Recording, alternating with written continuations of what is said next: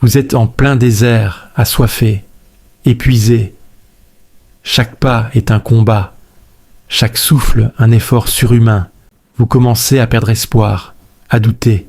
C'est dans ces moments de faiblesse que certains oublient leur Créateur, Allah subhanahu wa ta'ala.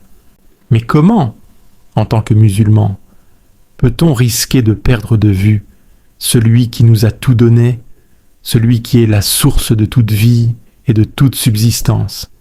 Mes frères et sœurs, restez avec moi, car ce que je vais vous révéler pourrait bien changer votre rapport à la foi et à la vie.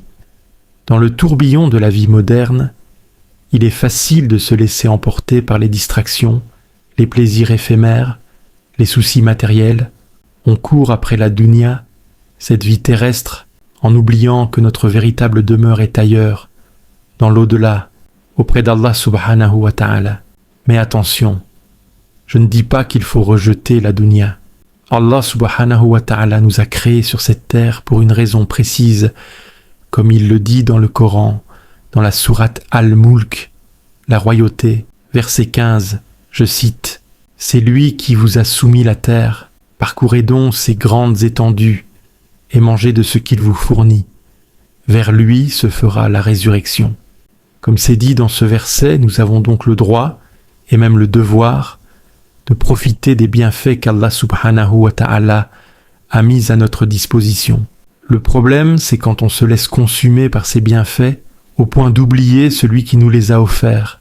C'est comme si on était tellement occupé à admirer un magnifique tableau qu'on en oubliait de remercier l'artiste qui l'a peint. C'est ici qu'intervient le premier conseil.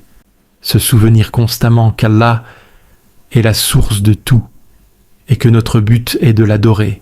Comme mentionné dans la sourate 51, verset 56, « Je n'ai créé les djinns et les hommes que pour qu'ils m'adorent. » Chaque aspect de notre vie doit refléter cette vérité fondamentale.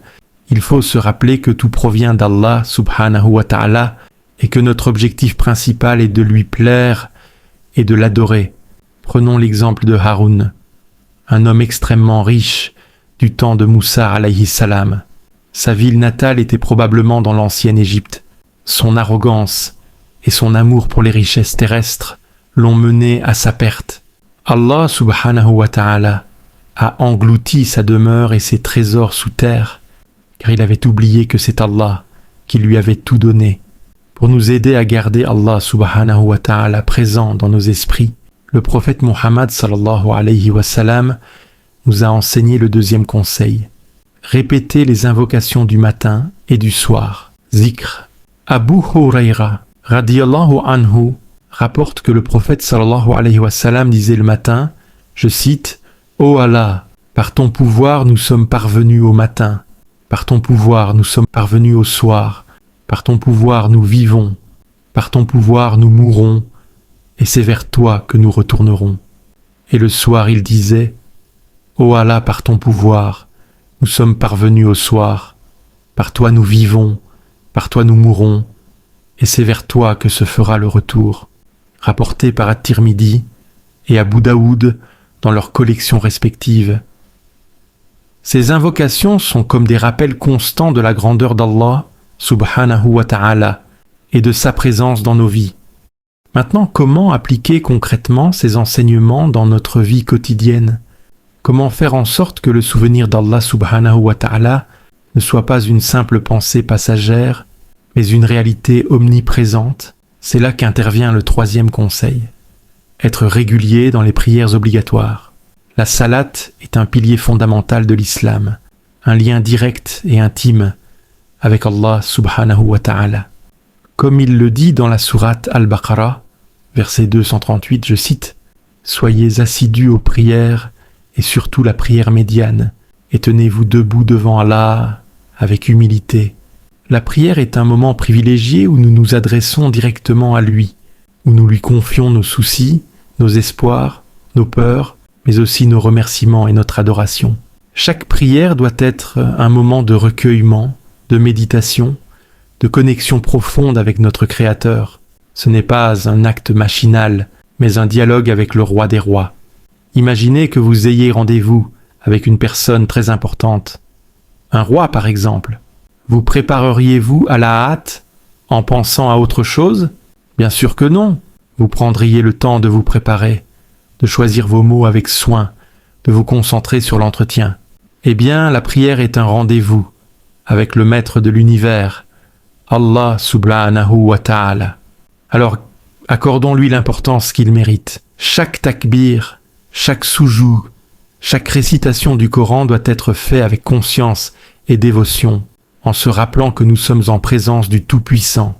Pour renforcer notre lien avec Allah subhanahu wa ta'ala et enrichir notre pratique spirituelle, le prophète sallallahu alayhi wa sallam nous a donné un 4e conseil précieux: lire au moins 10 versets du Coran chaque nuit. Abdullah ibn Amr ibn al-As radiyallahu anhu rapporte que le prophète sallallahu alayhi wa sallam a dit, je cite, « Quiconque prie la nuit en récitant régulièrement 10 versets ne sera pas inscrit parmi les insouciants. » 10 versets, cela peut paraître peu, mais c'est un engagement quotidien qui porte ses fruits sur le long terme. Imaginez, au cœur de la nuit, tout est calme autour de vous. Vous prenez votre Coran et vous lisez 10 versets. C'est comme si vous plantiez une petite graine de foi dans votre cœur. Cette graine, arrosée chaque nuit par la récitation, grandira et deviendra un arbre immense, un arbre de foi et de dévotion, dont les racines s'enfonceront profondément dans votre âme, vous protégeant ainsi des tempêtes de la dunya. Le Coran est une source inépuisable de guidance, de sagesse et de réconfort. En méditant sur ces versets, nous nous rapprochons d'Allah subhanahu wa ta'ala et nous renforçons notre foi. Comment garder à l'esprit notre objectif ultime, qui est de retourner à Allah subhanahu wa ta'ala? C'est là qu'intervient le 5e conseil, se souvenir de la mort et de l'au-delà. Abu Hurayra, radiyallahu anhu, rapporte que le prophète sallallahu alayhi wa sallam a dit, je cite, « Souvenez-vous fréquemment du destructeur des plaisirs, c'est-à-dire la mort. La mort, mes frères et sœurs, est une réalité inéluctable. Tôt ou tard, nous devrons tous quitter ce monde et rendre des comptes à Allah subhanahu wa ta'ala sur nos actions. Se souvenir de la mort n'est pas une chose morbide, c'est au contraire un puissant rappel de l'importance de se préparer pour l'au-delà. Ce n'est pas une question de renoncer aux plaisirs de la vie, mais de les vivre en gardant à l'esprit qu'ils sont temporaires et que notre véritable objectif est l'au-delà. C'est comme un voyageur qui profite des paysages qu'il traverse, mais sans oublier sa destination finale. Il sait que chaque étape le rapproche de son but, et il avance avec détermination et confiance. Imaginez que vous êtes sur le point de faire un long voyage. Vous savez que vous ne reviendrez pas avant longtemps, et que vous devrez rendre compte de la manière dont vous avez géré vos affaires pendant votre absence. Vous ne partiriez pas à la légère, n'est-ce pas? Vous prendriez le temps de bien vous préparer, de mettre vos affaires en ordre, de vous assurer que vous avez tout ce qu'il faut pour le voyage. De même, ce souvenir de la mort nous aide à relativiser les plaisirs éphémères de la dunya et à nous concentrer sur ce qui compte vraiment, notre relation avec Allah subhanahu wa ta'ala et notre préparation pour la vie éternelle. En conclusion, nous avons exploré 5 conseils essentiels. Se souvenir qu'il est la source de tout, réciter les invocations du matin et du soir, être assidu aux prières obligatoires, lire régulièrement le Coran et garder à l'esprit la réalité de la mort et de l'au-delà. En appliquant ces conseils, tirés du Coran et de la Sunna, nous pourrons, Inch'Allah, garder Allah subhanahu wa ta'ala au centre de notre vie et traverser les épreuves de ce monde avec sérénité et confiance, en sachant que notre véritable demeure est auprès de lui, dans l'éternité. N'oublions jamais que chaque jour est une occasion de se rapprocher d'Allah subhanahu wa ta'ala, de purifier nos cœurs et de préparer notre âme pour le jour où nous le rencontrerons. Que ce rappel nous guide et nous inspire tout au long de notre vie, et qu'Allah subhanahu wa ta'ala nous accorde une fin heureuse et une place dans son paradis.